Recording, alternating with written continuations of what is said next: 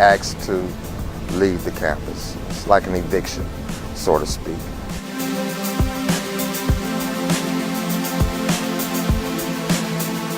Because the university is opening the village this coming summer, and there's going to be a bike shop in the village, USC Real Estate has an agreement with that bike shop that USC can't compete with them directly. So we can't have a bike shop of our own.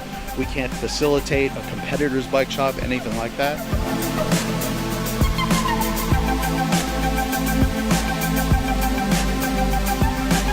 I never was able to go to college, you know, but just by being here, it's like I'm going to college, you know.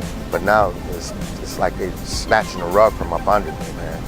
It's nervousness, you know, it's tension, you know, I'm worried a lot now. I mean, what's going to happen to me? What's going to happen to my little business, man? How am I going to support my family?